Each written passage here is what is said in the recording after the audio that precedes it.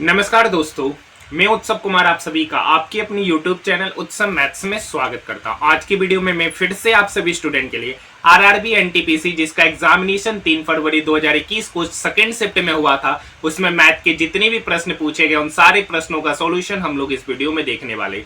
ये वीडियो उन सभी स्टूडेंट के लिए बेहद इंपॉर्टेंट होने जा रहा है जिनका आरआरबी एनटीपीसी या आरआरबी ग्रुप डी का एग्जामिनेशन है, तो उनके लिए यह बेहद ही इंपॉर्टेंट वीडियो है क्योंकि आपके एग्जामिनेशन में 100% इसी टाइप के प्रश्न देखने को मिलेंगे। अभी तक हमने आरआरबी एनटीपीसी के लगभग 47 प्लस शिफ्टों का सॉल्यूशन हम लोगों ने अभी तक देख लिया है, जिसका प्लेलिस्ट बना दिया गया। जो इन 47 शिफ्टों का सॉल्यूशन देखना चाहते हैं वो जाकर देखिए, ये सारे के सारे प्रश्न आरआरबी एनटीपीसी 2021 के प्रश्न है, क्योंकि आरआरबी एनटीपीसी 2021 का जो एग्जामिनेशन हुआ था वो लगभग 133 शिफ्टों में चला था। अगर आपको पीडीएफ चाहिए तो आप हमारे टेलीग्राम ग्रुप से जुड़ सकते हैं, वहां से पीडीएफ को प्राप्त कर सकते हैं। वहां पे पीडीएफ पहले ही अपलोड कराया जा चुका है। सबसे पहला क्वेश्चन आपके स्क्रीन के ऊपर ये रहा। एक जनसंख्या में होने वाली प्रतिशत वार्षिक वृद्धि 5% है और वर्तमान जनसंख्या 16,000 है, तो 3 वर्षों में जनसंख्या कितनी हो जाएगी? देखिए, वर्तमान जनसंख्या कितना है? वर्तमान जनसंख्या, एक मिनट, वर्तमान जनसंख्या हो गया सर आपका 16,000। वर्तमान जनसंख्या है 16,000। अब इस 16,000 में प्रत्येक साल 5% का वृद्धि हुआ। अगर पहला साल 5% का वृद्धि हुआ तो 5% का फ्रैक्शन वैल्यू कितना होता है? 1/20। कितना होता है? 1/20।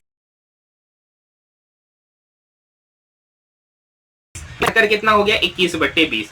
लेकिन ये इस तरीके से 3 साल तक बढ़ा, तो पहला साल 21/20, दूसरा साल भी 21/20 बढ़ा और तीसरा साल भी पहले का 21/20 बढ़ा। अब यहाँ पे पूछ रहा है 3 वर्ष बाद जनसंख्या कितना होगा, तो 20 20 20 इस 16,000 को काटेगा 2 4 8, ठीक है। कितने बार में काटेगा? 2 बार में। यहाँ पर 21 गुना 2 तो 42 हो गया और इधर 21 गुना 21 441 हो गया। अब यहाँ पे 2 को 2 से गुना करेंगे, यूनिट डिजिट पे बात करेंगे, 2 गुना 1 2, तो यूनिट डिजिट पे 2, एक ही ऑप्शन नजर आ रहा, ऑप्शन नंबर फर्स्ट इसका सही उत्तर हो जाएगा। बाकी आप 441 को 42 से भी गुना कर सकते हैं। यहां तक बात समझ में आया? नेक्स्ट क्वेश्चन, ठीक है। देखिए, 2 पे पावर 20 को 3 से विभाजित किए जाने पर शेषफल कितना बचता है? यानी कह रखा है 2 पे पावर 20 है, उसको 3 से विभाजित करते तो शेषफल कितना बचता है। तो आपको एक चीज रिकॉल कराना चाहेंगे कि x-1 पे power n divided by x होता है, और जहां पर n इवन नंबर हो तो रिमाइंडर हमेशा कितना आता है? 1। रिमाइंडर हमेशा कितना आता है? 1। ये उसी फॉर्मेट पे है, 2 पे पावर 20 डिवाइडेड बाय 3, तो 2 पे पावर 20 डिवाइडेड बाय 3, रिमाइंडर हमेशा निकल के आएगा ऑप्शन नंबर फर्स्ट। देखिए, √5 + 1 बटे √5 - 1। देखिए, ऑरली भी इस क्वेश्चन को बनाया जा सकता है, वैसे हम रेशनलाइजेशन करके दिखा देते। बहुत सारे ऐसे स्टूडेंट होंगे जिनको इनका सॉल्यूशन नहीं पता होगा, और बहुत सारे ऐसे स्टूडेंट होंगे जो विदाउट पेन इस क्वेश्चन को सॉल्व कर भी लिए होंगे। √5 - 1 का रेशनलाइजेशन करेंगे तो ऊपर नीचे √5 + 1 से हमको क्या करना पड़ेगा? गुना करना पड़ेगा। तो ऊपर देखिए √5 + 1 इंटू √5 + 1 बेसिकली हो जाएगा √5 + 1 का होल स्क्वायर, √5 + 1 का होल स्क्वायर।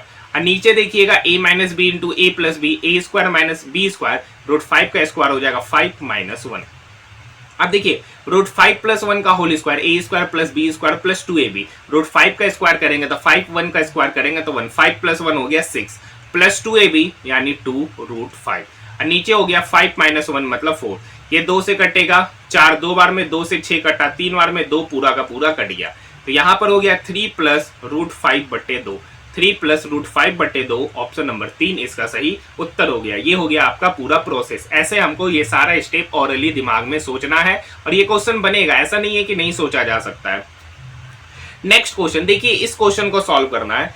यदि समीकरण x² - 19x + 88 = 0 का एक मूल 8 है तो दूसरा मूल ज्ञात कीजिए। आपको पता होगा एक क्वाड्रेटिक इक्वेशन के उसके रूटों का योगफल, उसके सम ऑफ रूट्स जो होता है alpha plus beta minus B by, यहाँ माइनस तो पहले से b के जगह पर -19 है तो -19, a के जगह पर 1 है, यहाँ पर माइनस माइनस कितना हो गया? +19। अब यहाँ पे उसका एक मूल 8 है तो अल्फा मान लेते 8 है, तो 8 + बीटा बराबर कितना हो गया सर? 19। तो यहाँ से बीटा बराबर कितना हो जाएगा? 11 हो जाएगा, ऑप्शन नंबर 2। देखिए ये सारा स्टेप जो हम लोग यहाँ लिख रहे हैं ना, तो प्रयास यही कीजिएगा ये सारा स्टेप दिमाग से सोचिएगा, तभी आप एग्जामिनेशन में समय से क्वेश्चन को क्या कर पाएंगे, बना पाएंगे। नेक्स्ट क्वेश्चन है, देखिए ये व्यंजक है, तो यहां पर अगर आप देखिएगा 0.25 डिवाइडेड बाय 0.0025, इधर का स्टेप को हम लोग बाद में देखेंगे, ठीक है। तो यहां पर ये 25 कटेगा, लेकिन इसका जो 0.0025 डेसिमल हटाएंगे तो ऊपर जाएगा 10,000, और 0.25 का डेसिमल हटाएंगे तो नीचे आएगा 100 10,000 को काटेगा 100 बार में, इनटू अब देखिए 0.025 इंटू 25। अब यहां से डेसिमल हटाएंगे तो नीचे आएगा 1000, डबल जीरो से डबल जीरो कटा, 25 का स्क्वायर 625 बटे 10 मतलब 62.5। ऑप्शन नंबर 4 इसका सही उत्तर हो जाएगा। नेक्स्ट क्वेश्चन देखिए, अगर आपको वीडियो पसंद आए तो चैनल को सब्सक्राइब जरूर कीजिएगा, और आप लोग कमेंट में अपनी राय जरूर दीजिएगा कि आपको वीडियो कैसा लगा। अगर कोई कमी नजर आती है तो वो भी आप मुझे कमेंट सेक्शन में कमेंट कीजिएगा, ताकि मैं उस कमी को क्या कर सकूं, सुधार सकूं। एक मीनार के आधार से, देखिए एक मीनार है, तो मान लीजिए ये एक मीनार है, इस मीनार के आधार से 200 मीटर की दूरी पर, इस मीनार के आधार से 200 मीटर की दूरी पर स्थित एक बिंदु से देखे जाने पर 200√3 ऊंची मीनार के शीर्ष, 200√3 ऊंची मीनार मतलब मीनार की ऊंचाई कितना है, 200√3। तो यहां से देखा जा रहा है जब मीनार का शीर्ष, तो वहां पर बनने वाला उन्नयन कोण आपसे ये थीटा पूछ रहा है। अब आपको एक बात पता होगा सर, टेन थीटा बराबर होता है P/B। P के जगह पर यहाँ पर है 200√3, और B मतलब आधार जो आपका है 200 कट गया, तो यहाँ से टेन थीटा बराबर √3, और टेन थीटा बराबर √3 that means theta is equal to कितना हो जाएगा, 60 डिग्री। ऑप्शन नंबर 2 इसका सही उत्तर कहलाएगा, ऑप्शन नंबर 2 इसका सही उत्तर कहलाएगा। नेक्स्ट क्वेश्चन देखिए, नेक्स्ट क्वेश्चन है, देखिए नेक्स्ट क्वेश्चन है, चक्रवृद्धि ब्याज पर दी गई एक राशि 5 वर्ष में स्वयं की दोगुनी हो जाती है, कितने वर्षों में या स्वयं की 16 गुनी हो जाएगी। ये देखिए आसान सा क्वेश्चन है, सीआई का क्वेश्चन है, कर रखा है चक्रवृद्धि ब्याज की एक राशि 5 वर्ष में, देखिए 5 वर्ष में क्या हो जा रहा है, 5 वर्ष में हो जा रहा है स्वयं का 2 गुना, स्वयं का 2 गुना। तो पूछ रहा है कितने वर्ष में या स्वयं का 16 गुना होगा। 16 गुना कहने का मतलब है 2 पे पावर 4। तो देखिए 5 वर्ष में हो रहा है 2 पे पावर 1, तो 2 पे पावर 4 होने के लिए कितना समय लगेगा, तो 2 पे पावर 4 मतलब इस 4 पावर को समय से गुना करेंगे तो 4 गुना 5 मतलब 20 वर्ष का समय लगेगा। Option number 3। नेक्स्ट क्वेश्चन, एक वस्तु 250 रुपया में खरीदी जाती है, 10% का लाभ प्राप्त करने के लिए इसका विक्रय मूल्य कितना होना चाहिए। देखिए 250 रुपया में खरीदा गया, 10% का लाभ कमाना है, तो 250 का 10% कितना होता है, 25 रुपया। तो 250 में 10% का लाभ कमाए मतलब 25 रुपया का लाभ कमाए, तो बेचे कितना पे, तो 250 प्लस 25 275 रुपया। ये तो ऑरली हो गया। 10% का लाभ कमाए तो बेचे कितना पे, 110%। आप इसे सॉल्व करके भी जा सकते हैं। तो 25 गुना 11 तो 5 5 2 7 और 2 275 रुपया इसका उत्तर हो जाएगा। ऑप्शन नंबर 3, बाय प्रोसेस भी और बाय ऑरली। नेक्स्ट क्वेश्चन, कर रखा है 110 मीटर लंबी एक रेलगाड़ी 90 की स्पीड से जाती है, 180 मीटर लंबे एक पुल को पार करने में कितना समय लगेगा। तो यहां पर देखिए क्या करना है, ट्रेन की लंबाई और पुल की लंबाई को जोड़ेंगे। तो 110 प्लस 180, 110 प्लस 180 कितना हो गया, 290। ये मीटर में है सर। अब इस 290 मीटर को 90 की स्पीड से जा रहा है, तो 90 किलोमीटर पर आवर है, तो मीटर पर सेकंड में कन्वर्ट करने के लिए 5/18 से क्या करते गुना। ये 18 इस 90 को काटेगा 5 बार में, ये 5 गुना 5 25, 25 290 को, तो 25 से कम 25 4 0, 25 से कम 25 15 0, 25 छक 150 मतलब 11.6 सेकेंड का समय लगेगा। 11.6 सेकेंड का समय। Option number 2।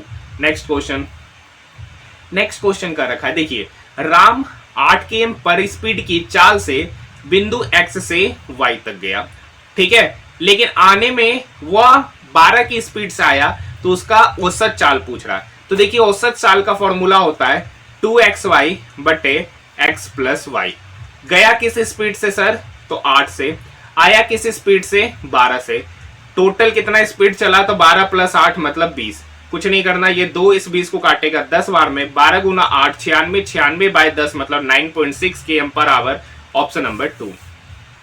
देखिए ये एक अच्छा क्वेश्चन है। एक व्यक्ति को बिग बाट में चीनी पर 10% का छूट मिला। मतलब पहले चीनी का प्राइस जो था ना, पहले 10% का छूट मिला। तो देखिए 10% का फ्रैक्शन वैल्यू होता है 1/10। अब देखिए छूट मिल रहा है सर, तो 10 का सामान को कितने पे दे रहा है? 9 पर। ये तो छूट है। मतलब पहले 10 यूनिट पर केजी था, अब 9 यूनिट पर केजी है। तो क्वांटिटी क्या हो रहा है? खरीद रहा है ज्यादा। तो प्राइस और क्वांटिटी के बीच में कैसा रिलेशन होगा? जब अमाउंट सेम रखा जाए तो प्राइस और क्वांटिटी के बीच में इनवर्स का रिलेशन होगा। तो क्वांटिटी कितना खरीदा? तो पहले 9 यूनिट खरीदता था, तो अब कितना यूनिट खरीद रहा है? 10 यूनिट। तो कितना यूनिट ज्यादा खरीद रहा है सर? 1 यूनिट। और एक्चुअली में कितना? देखिए 225 रुपए में 25 केजी अधिक खरीद रहा है। मतलब 1 यूनिट का वैल्यू कितना केजी हो गया सर? 25 केजी। तो बताइए क्वांटिटी 9 यूनिट खरीद रहा है, 1 यूनिट का वैल्यू 25 केजी, तो 9 यूनिट का वैल्यू कितना हो गया? 225 केजी। मतलब पहले 225 केजी खरीद रहा था और आप कितना खरीद रहा है? 10 यूनिट। 1 यूनिट का वैल्यू 25 केजी, तो 10 यूनिट का वैल्यू हो जाएगा 250 केजी। मतलब एक बात समझिए, जब पहले 225 केजी खरीद रहा था, अब 250 केजी खरीद रहा है, तो पूछ रहा है पहले क्या रेट था और अब पर केजी रेट क्या है। तो देखिए यहां पर 225 रुपया में 250 केजी खरीदा, 225 रुपया में 250 केजी खरीदा। अब ये चूंकि पैसा में आएगा तो रुपया में कन्वर्ट करने के लिए 100 से गुना करेंगे। 0 से 0 कटा, ठीक है। 25 नमा 225, 9 गुना 10 मतलब 90 पैसा।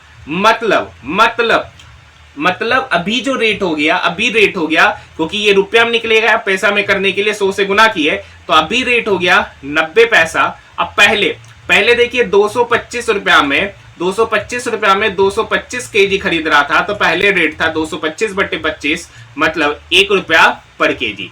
मतलब पहले 1 रुपया पर केजी रेट था, अब रेट हो गया 90 पैसा पर KG. Option number 4। Next question देखिए, ये बिल्कुल सा आसान क्वेश्चन है। 0.5/0.71। ये डेसिमल हटाएंगे तो यहां पर 50 होगा। 50/71 काटिएगा तो 0.704 निकल कर आ जाएगा। ठीक है। हाँ देखिए, पूछ रहा निम्नलिखित में से कौन सा विकल्प मान को दर्शाता है। एक फॉर्मूला आपको बताना चाहेंगे, a² - b² बराबर होता है a - b इंटू a+b। इसी फॉर्मेट पे ये क्वेश्चन है। ठीक है। तो 1999 का स्क्वायर माइनस 999 का स्क्वायर। तो एक बार दोनों नंबर को जोड़ेंगे और एक बार दोनों नंबर को क्या करेंगे? घटाएंगे। तो 1999 माइनस 999, एक बार दोनों नंबर को क्या करेंगे? घटा दिए, एक बार दोनों नंबर को क्या करेंगे? जोड़ देंगे। ठीक है सर। तो 1999 में से 999 चला गया, तो इधर तो हो गया 1000, और 1999 में 999 को जोड़ेंगे तो हो जाएगा 2998। 2998 में 1000 से गुना करेंगे तो ऑप्शन नंबर 2 इसका सही उत्तर हो जाएगा।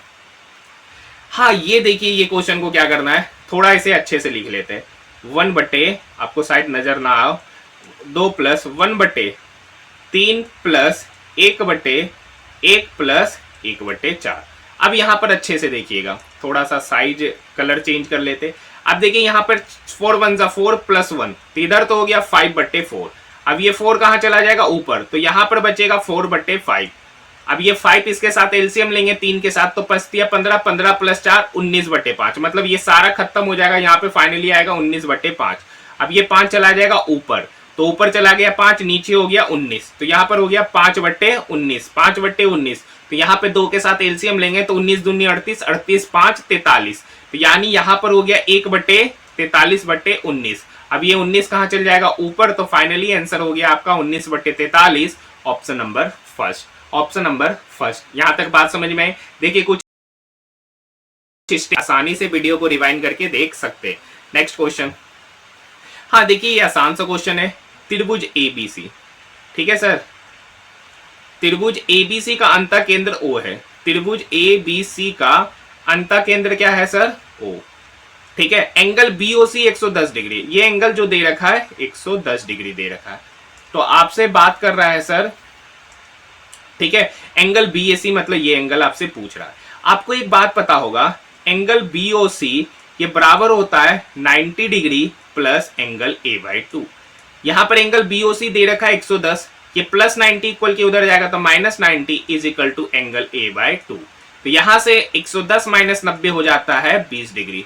तो एंगल a/2 बराबर 20 डिग्री, तो यहां से एंगल a बराबर होगा 20 × 2 मतलब 40 डिग्री। Option number first. आसान सा क्वेश्चन था।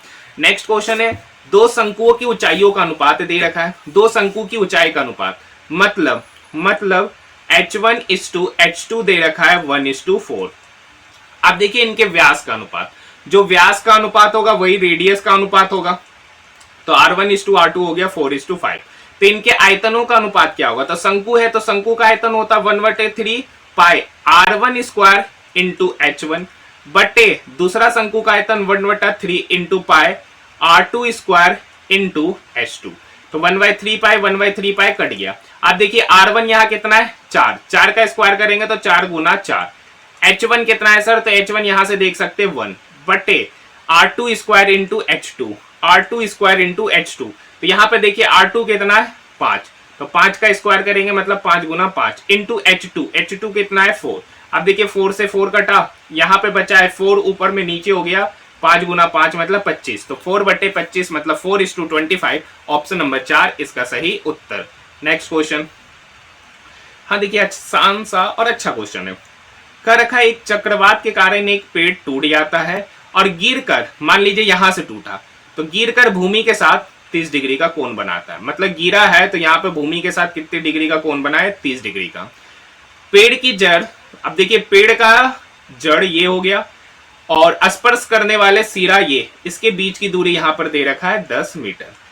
ठीक है, अब एक बात समझाना चाहेंगे आपको सर, देखिए यहां से यहां जो हिस्सा टूटा होगा वही हिस्सा टूटकर जमीन के साथ 30 डिग्री का कोण बना रहा है। मतलब यहां से यहां की दूरी, यहां से यहां की दूरी और यहां से यहां की दूरी ये आपस में क्या होगा, बराबर। अब समझिए ये 10 मीटर है। आपको एक चीज बता दे, रेशियो, क्योंकि हाइट एंड डिस्टेंस के सारे प्रश्नों का हम लोग रेशियो मेथड से सॉल्व करते हैं। अगर ये 30 डिग्री होता है तो ये 1 यूनिट होता है, ये √3 यूनिट होता है और ये 2 यूनिट होता है। अब देखिए ये 10 मीटर है, ठीक है, ये कितना है 10 मीटर, तो ये 10 मीटर किसका, √3 यूनिट का, क्योंकि यहां पर होता है √3 यूनिट का वैल्यू हो गया 10 मीटर। तो 1 यूनिट का वैल्यू कितना हो जाएगा, तो 1 यूनिट का वैल्यू हो जाएगा 10/√3 मीटर। मतलब यहां से यहां की दूरी हो गया 10√3 मीटर, ये यहां से यहां की दूरी हो गया। अब ये कितना होता है सर, ये तो 2 होता है, तो 1 यूनिट का वैल्यू 10/√3, तो ये कितना हो जाएगा 10 गुना 2 मतलब 20/√3। अगर ये 20/√3 है तो यहां से यहां की दूरी भी क्या होगी, 20/√3। आपसे पूछ रहा है पेड़ की ऊंचाई, तो पेड़ की ऊंचाई निकालने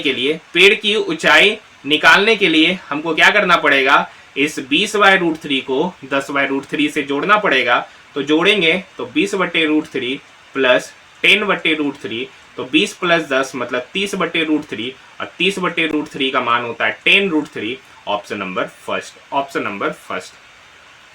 नेक्स्ट क्वेश्चन देखिए, आसान सा क्वेश्चन पूछा है, वेरियांस, ठीक है, प्रसरण पूछा जा रहा है। तो सबसे पहले इसका माध्य निकालेंगे। तो 6 7 13 13 5 18 9 18 9 27 27 5 32 32 10 42 43 44 44 10 54 बटे टोटल डाटा कितना 2 4 6, मतलब डाटा निकल के आया 9, मतलब यही आपका क्या हो गया माध्य। अब प्रसरण निकालना है तो इस 9 में पहले 6 को घटाएंगे 3 का स्क्वायर 9, ठीक है। अब इस 9 में से 7 को घटाएंगे तो 9 - 7 2 का स्क्वायर करेंगे तो 4, 9 में से 5 घटाएंगे तो 9 में से 5 गया 4 का स्क्वायर करेंगे 16।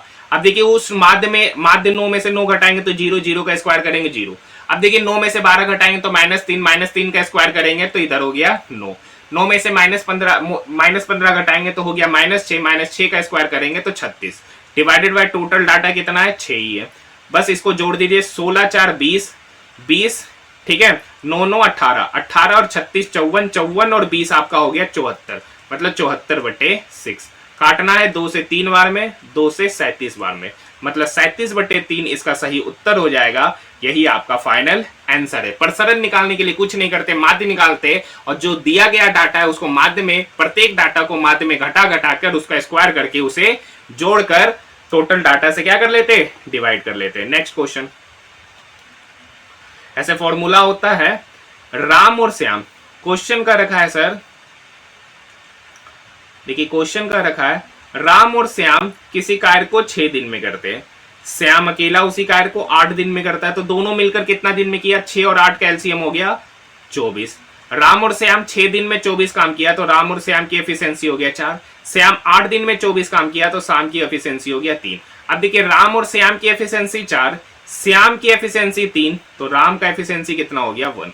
अब देखिए राम एक एफिशिएंसी के साथ 24 काम को कितने दिन में करेगा, तो 24 काम को एक एफिशिएंसी के साथ 24/1 दिन में करेगा, मतलब राम किसी कार्य को 24 दिन में करेगा, ऑप्शन नंबर 3, क्योंकि वर्क बराबर होता है टाइम इनटू एफिशिएंसी।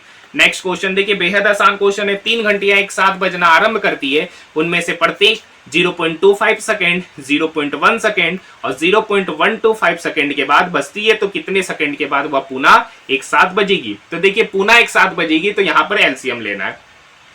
तो देखिए 0.25 है, ठीक है, 0.1 है और 0.125 है।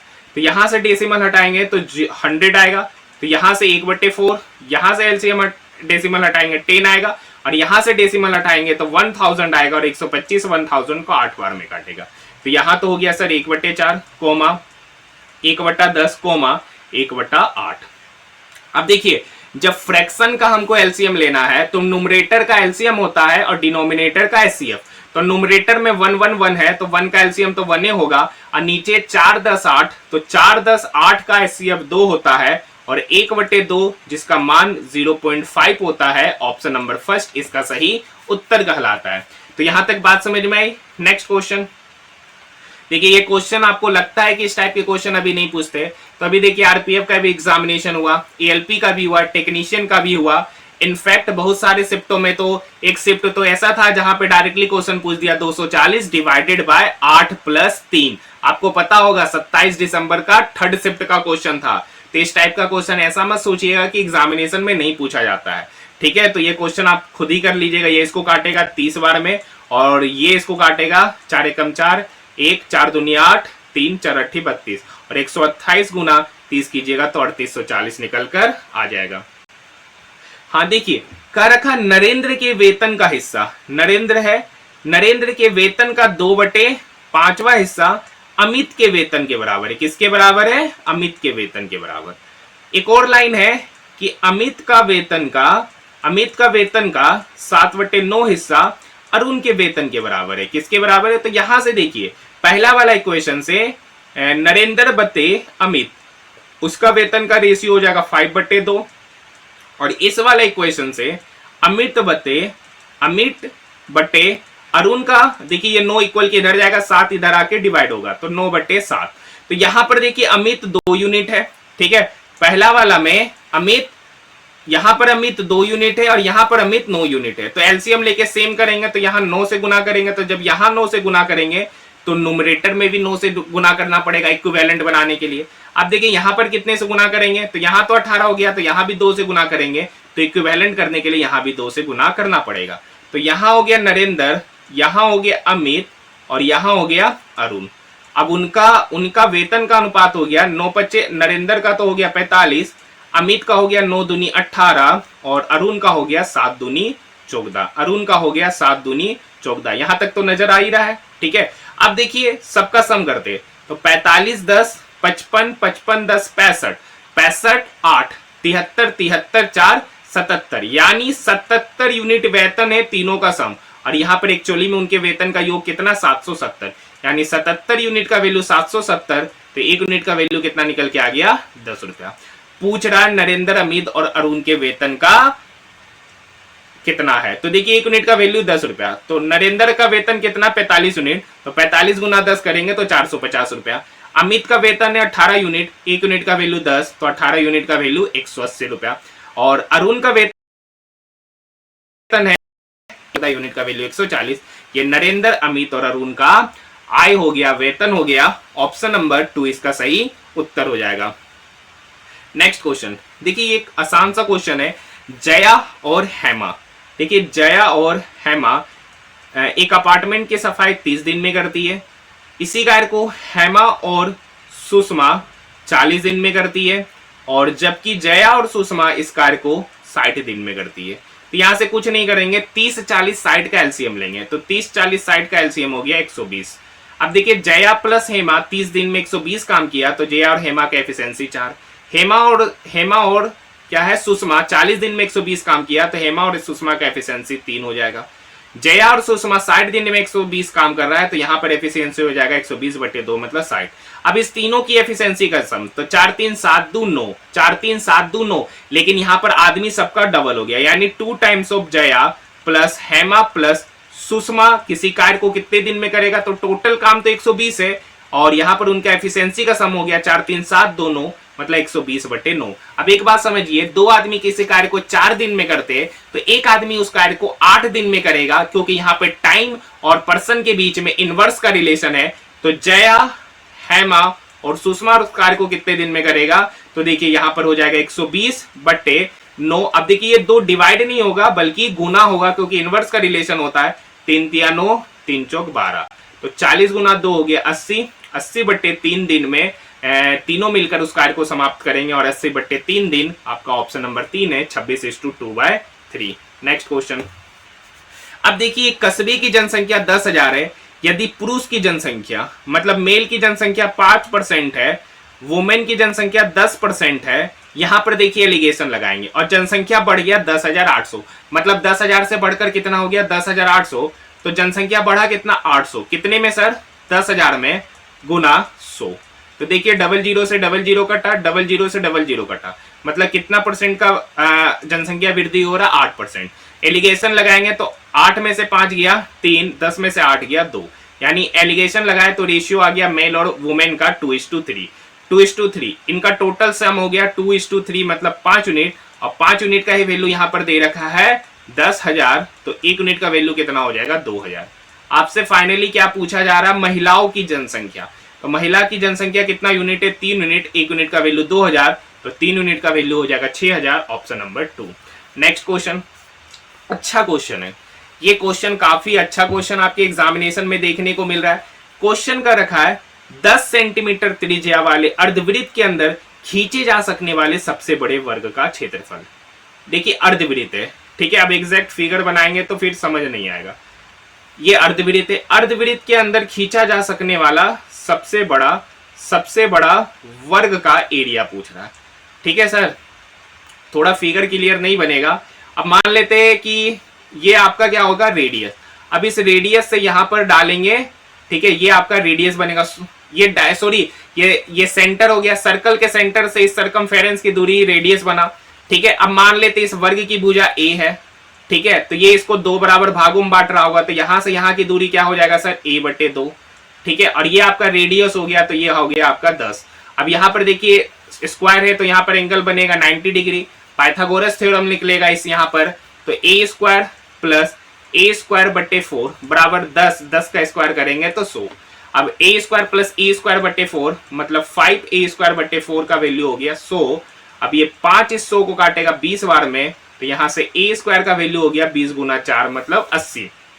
आपसे पूछ रहा है इसके अंदर वर्ग का क्षेत्रफल, तो सबसे बड़ा वर्ग यही बनेगा और उस सबसे बड़ा वर्ग का क्षेत्रफल पूछेगा, तो वर्ग का क्षेत्रफल मतलब भुजा स्क्वायर, और यहाँ देख सकते हैं भुजा स्क्वायर आपका 80 निकल के आ रहा, ऑप्शन नंबर 3, ऑप्शन नंबर 3। इसको मैं थोड़ा और अच्छे से फिगर बनाने का प्रयास करता हूँ, ठीक है, शायद बहुत बच्चे को समझ में भी नहीं आया होगा, तो थोड़ा सा अच्छा से फिगर बनाने का प्रयास करते हैं।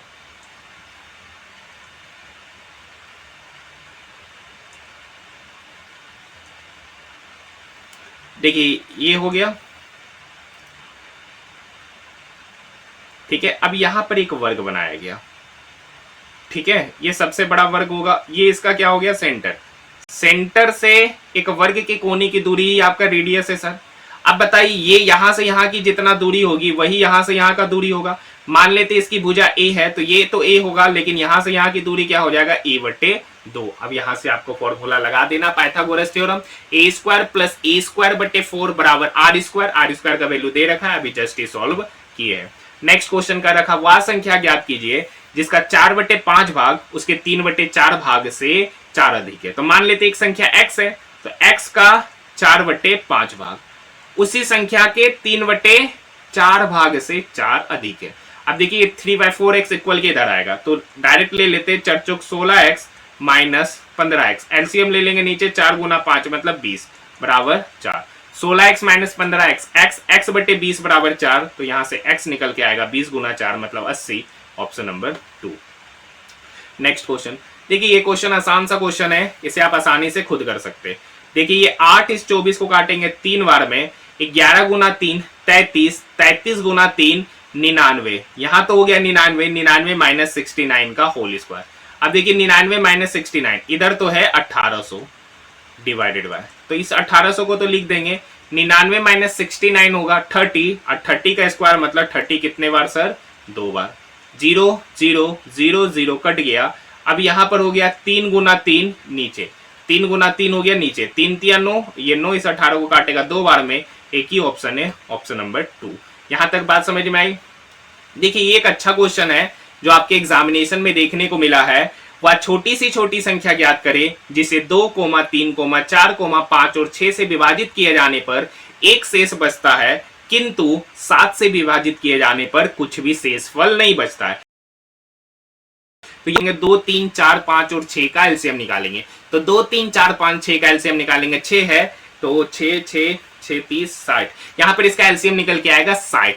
अब कह रहा है कि प्रत्येक दशा में शेषफल 1 बचता है, तो वो सारा नंबर कौन है, वो कौन कौन सा ऐसा नंबर है जिसको 2, 3, 4, 5 और 6 से विभाजित करते हैं तो शेषफल 1 बचेगा, तो वो नंबर बनेगा 60k + 1। अब कहता है ये सेम संख्या को 7 से विभाजित किया जा रहा है। देखिए बनेगा तो पहला नंबर 61, दूसरा बनेगा 60 दूनी 120 और एक 121, तो उसका पैटर्न जो बनेगा वो आपका बनेगा 60k + 1 का। लेकिन कह रहा है ये संख्या 7 से पूर्णतः विभाजित होगा। तो देखिए कोई संख्या 7 से विभाजित कब होगा सर, तो 7 से विभाजित करने पर कुछ भी शेषफल नहीं बचता है। तो यहां पर इस 60k को लिख दे 7 के 7 8 56, यानी 7k × 8, तो ये तो 56k हो गया, प्लस 4k + 1, प्लस 4k + 1। अब देखिए ये संख्या तो 7 से डिवाइड है ही है। अब इसको 4k + 1 7 से कब डिवाइड होगा, तो k का कितना मान रखिए कि 4k + 1 7 से डिवाइड हो जाए,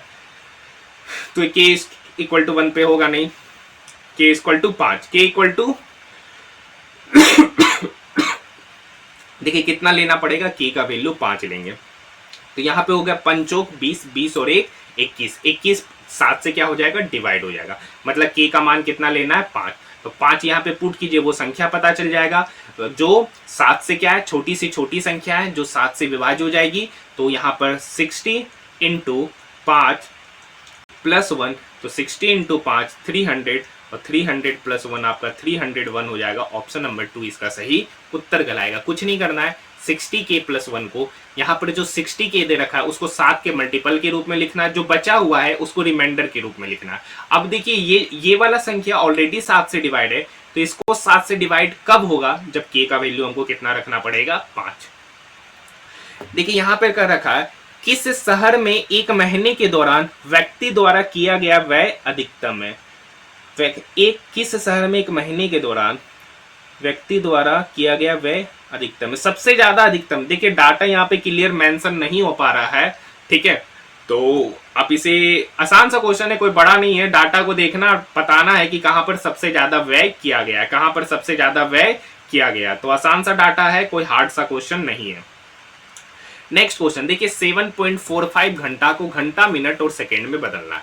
तो देखिए यहाँ पर 7.05 आवर है, तो इसको लिख सकते हैं 7 आवर + 0.45 आवर, तो ये तो 7 घंटा ही है, तो इसको घंटा में क्या बदलेंगे, इसको बदलेंगे, तो 0.45 आवर है, तो इसको मिनट में आप बदलते हैं, तो ये × 60 मिनट हो जाएगा, ठीक है सर। तो इधर तो 7 घंटा हो ही गया, देखिए 7.45 को घंटा, मिनट और सेकेंड में कन्वर्ट करना है, ये तो 7 घंटा हो ही गया सर, 0.45 × 60, ठीक है। तो यहाँ पर आएगा 0 6 25 0 24 3 27 27.00 मिनट। देखिए यहाँ पर डेसिमल के बाद कोई नंबर बच रहा है, नहीं बच रहा है, यानी सेकेंड में कुछ होगा नहीं डाटा, तो इसका फाइनल आंसर होगा 7 घंटा 27 मिनट, और 7 घंटा 27 मिनट एक ही ऑप्शन है, ऑप्शन नंबर 4। नेक्स्ट क्वेश्चन कह रखा है निम्नलिखित में से किस भिन्न का 1/27 के साथ वही अनुपात है जो 3/11 का 5। तो मान लेते एक भिन्न है x, तो x का 1/27 के साथ वही रिलेशन है जो 3/11 का 5/9 के साथ है, ठीक है सर। तो यहां पर x, अब देखिए बट्टे 1/27, x बट्टे 1/27, ये बराबर हो गया 3/11 होल डिवाइडेड बाय 5/9। अब देखिए यहाँ पर 27 तो ऊपर चला जाएगा तो इधर तो 27 से 1/1 हो जाएगा। अब ये 9 यहाँ 3 के साथ जाएगा तो 9 गुना 3/11 गुना 5। अब देखिए 9 तिया 27 से 27 को काटेगा तो यहाँ से x निकल के आएगा 11×5 = 55, मतलब 1/55, यानी 1/55 का 1/27 के साथ वही अनुपात होगा जो 3/11 का 5/9 के साथ। और देखिए इसका वर्गमूल निकालना है सर, तो ये बेसिकली अगर इसको देखिएगा और इसको देखिएगा और इस दोनों का आपको वर्गमूल निकालना है। वर्गमूल आपको पता ही होगा, स्क्वायर रूट। अब देखिए x² - 14 + 49, ये बेसिकली क्या है, a² - 2ab + b² है। अब ये बेसिकली यहाँ 49 का मतलब 7² यानी ये x - 7 का होल स्क्वायर है। इस वाले डाटे को देखिएगा तो x² + 2ab यानी 2 × x × 3 + 3² है, तो ये बेसिकली आपका x + 3 का होल स्क्वायर है। अब इसका स्क्वायर रूट लेना, स्क्वायर रूट लेंगे तो ये स्क्वायर और ये स्क्वायर क्या होगा, चला जाएगा, तो फाइनली बचेगा x - 7 × x + 3। अब देखिए ऐसा इसलिए बोल रहे हैं ना क्योंकि आपको पता होगा स्क्वायर रूट अंडर x², तो ये x² है। अब स्क्वायर रूट अंडर का मतलब होता है उस पर पावर 1/2, ये 2 और 2 क्या होगा, चल जाएगा, यानी फाइनली बचता x, यानी किसी भी नंबर का स्क्वायर रूट वही नंबर बचता है। तो इसका सही उत्तर हो जाएगा ऑप्शन नंबर फर्स्ट। तो यहां पर आपने अभी तक जितने भी प्रश्न देखा वो सारे के सारे प्रश्न आपका आरआरबी एनटीपीसी 3 फरवरी 2021 का सेकेंड शिफ्ट में पूछा गया। ये जितने भी प्रश्न लिए गए, आज हमारा आरआरबी एनटीपीसी का लगभग 2021 में 133 शिफ्टों में एग्जामिनेशन हुआ था। उसमें से अभी तक हमने इस वीडियो के मिलाकर 48 शिफ्टों का हमने सॉल्यूशन कर लिया है। जो नहीं देखे वो जाकर देख सकते, प्लेलिस्ट बना दिया गया है। और ये उन लोगों के लिए काफी फायदे का साबित होगा क्योंकि यहाँ पर आपको डिफरेंट टाइप के क्वेश्चन पता चलेंगे और रेलवे एनटीपीसी का पैटर्न क्या है उसके बारे में भी आपको पता चलेगा। और एक बात आपको बता देना चाहते हैं कि उस समय 2021 में जो 19 में वैकेंसी आई थी आरआरबी एनटीपीसी का 10+2 का और क्या कहते हैं ग्रेजुएशन वालों का, दोनों का एग्जामिनेशन साथ में ही लिया जाता था और फॉर्म भी साथ में ही भराया जाता था। इस बार से एग्जामिनेशन फॉर्म भी अलग भराया गया है। तो इस बार आप बहुत लोग कमेंट करते हैं कि सर 10+2 वाला पेपर है या ग्रेजुएशन का, तो ये बेसिकली बोथ है क्योंकि उस समय फॉर्म एक ही बार में भराया जाता था। ठीक है, तो मिलते हैं हम लोग नेक्स्ट वीडियो में।